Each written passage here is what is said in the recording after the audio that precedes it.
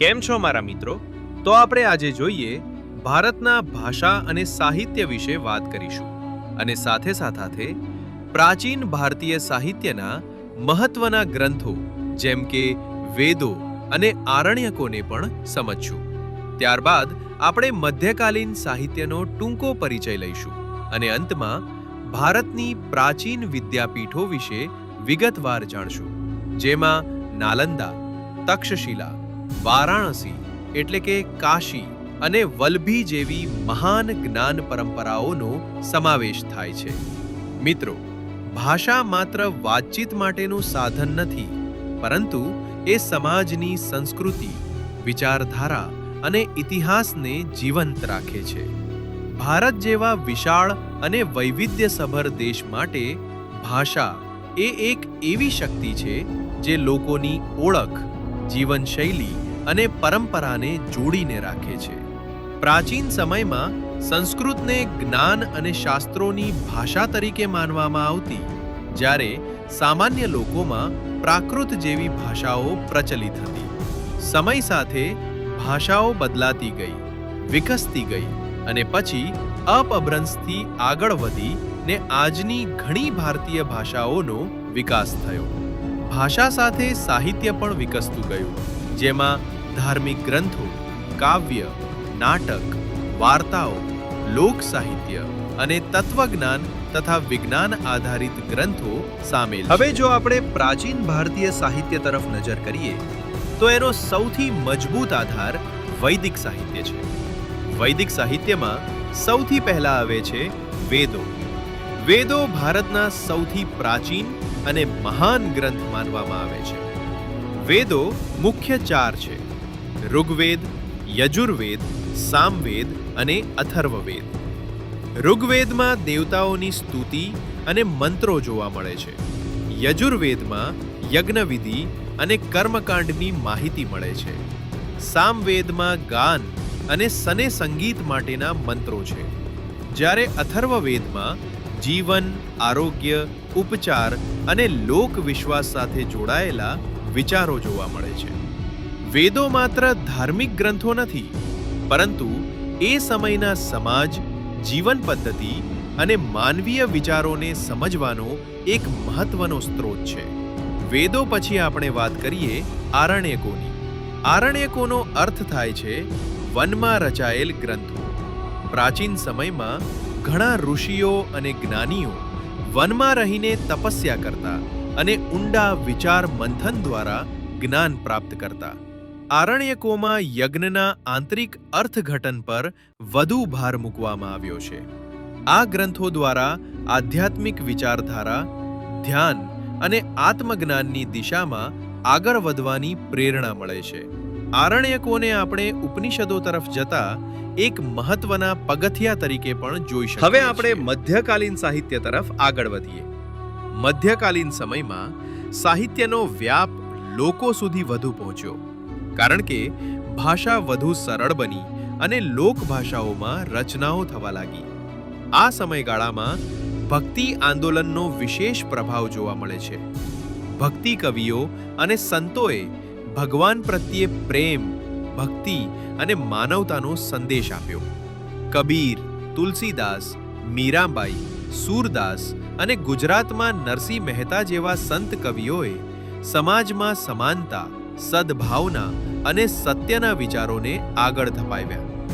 મધ્યકાલીન સાહિત્યનું સૌથી મોટું યોગદાન એ છે કે તેણે જ્ઞાન અને આધ્યાત્મિકતાને સામાન્ય લોકો સુધી તેમની ભાષામાં પહોંચાડ્યું.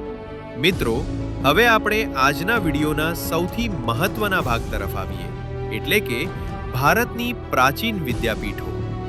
પ્રાચીન ભારત માત્ર ધર્મ અને સંસ્કૃતિ માટે જ નહીં, પરંતુ શિક્ષણ અને જ્ઞાન માટે પણ સમગ્ર વિશ્વમાં પ્રસિદ્ધ હતું. ત્યારે વિદ્યાપીઠો માત્ર શાળાઓ નહોતી, પરંતુ એ સમયના વિશ્વવિદ્યાલય જેવી સંસ્થાઓ હતી, જ્યાં દેશ વિદેશમાંથી વિદ્યાર્થીઓ અભ્યાસ માટે આવતા. આ વિદ્યાપીઠોમાં માત્ર ધાર્મિક શિક્ષણ જ નહીં, પરંતુ ગણિત, ખગોળ વિદ્યા, આયુર્વેદ, વેદ, વ્યાકરણ, તર્કશાસ્ત્ર, રાજનીતિ, અર્થશાસ્ત્ર અને તત્વજ્ઞાન જેવા અનેક વિષયો ભણાવવામાં આવતા. સૌપ્રથમ આપણે વાત કરીએ નાલંદા વિદ્યાપીઠની. નાલંદા બિહારમાં આવેલું હતું અને તેને વિશ્વના સૌથી પ્રખ્યાત પ્રાચીન શિક્ષણ કેન્દ્રોમાંનું એક માનવામાં આવે છે. નાલંદામાં હજારો વિદ્યાર્થીઓ અભ્યાસ કરતા અને ઘણા વિદ્વાન આચાર્યો દ્વારા શિક્ષણ આપવામાં આવતું. અહીં ભારત ઉપરાંત ચીન, તિબેટ અને અન્ય દેશોમાંથી પણ વિદ્યાર્થીઓ જ્ઞાન મેળવવા આવતા. નાલંદાનું વિશાળ પુસ્તકાલય ખૂબ પ્રસિદ્ધ હતું અને ત્યાં અનેક દુર્લભ ગ્રંથોનો સંગ્રહ હતો. નાલંદામાં બૌદ્ધ ધર્મ સાથે સાથે તર્કશાસ્ત્ર, તત્વજ્ઞાન, ભાષાશાસ્ત્ર, ચિકિત્સા, ગણિત અને ખગોળ વિદ્યા જેવા વિષયો પણ ભણાવવામાં આવતા. નાલંદા ભારતનું જ્ઞાન કેન્દ્ર બનીને દુનિયાને શિક્ષણ અને સંસ્કૃતિની દિશામાં પ્રેરણા આપતું હતું. હવે આપણે વાત કરીએ તક્ષશિલા વિદ્યાપીઠની. તક્ષશિલા પ્રાચીન ગાંધાર પ્રદેશમાં આવેલું હતું, જે આજના પાકિસ્તાન વિસ્તારમાં આવેલું છે. તક્ષશિલા પણ ભારતના સૌથી પ્રાચીન અને પ્રખ્યાત શિક્ષણ કેન્દ્રોમાંનું એક હતું. અહીં શિક્ષણ ગુરુકુલ પદ્ધતિથી ચાલતું, જ્યાં શિષ્યો ગુરુ પાસે રહીને અભ્યાસ કરતા. તક્ષશિલામાં માત્ર શાસ્ત્રો નહીં, પરંતુ વ્યાવહારિક અને જીવન ઉપયોગી શિક્ષણ પણ આપવામાં આવતું.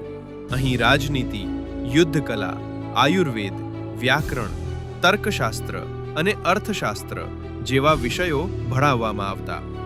તક્ષશિલાએ અનેક મહાન વિદ્વાનો અને કુશળ વ્યક્તિત્વો તૈયાર કર્યા હતા, જે સમાજ અને શાસનમાં મહત્વપૂર્ણ ભૂમિકા ભજવતા.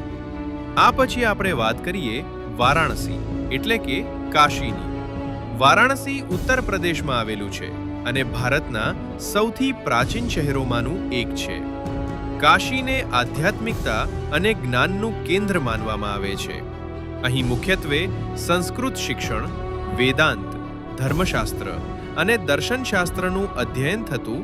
કાશીમાં વેદ, ઉપનિષદ, ન્યાયશાસ્ત્ર, વ્યાકરણ, જ્યોતિષ અને તત્વજ્ઞાન જેવા વિષયોનું ઊંડાણપૂર્વક શિક્ષણ આપવામાં આવતું. કાશીનું મહત્વ એ છે કે તે માત્ર એક શિક્ષણ કેન્દ્ર નથી, પરંતુ ભારતની સાંસ્કૃતિક અને આધ્યાત્મિક પરંપરાનું જીવંત પ્રતીક છે. હવે આપણે વાત કરીએ ગુજરાતની પ્રખ્યાત પ્રાચીન વિદ્યાપીઠ વલભીની. વલભી વિદ્યાપીઠ સૌરાષ્ટ્ર વિસ્તારમાં આવેલું હતું અને તે ગુજરાતનું અત્યંત મહત્વપૂર્ણ જ્ઞાન કેન્દ્ર માનવામાં આવતું.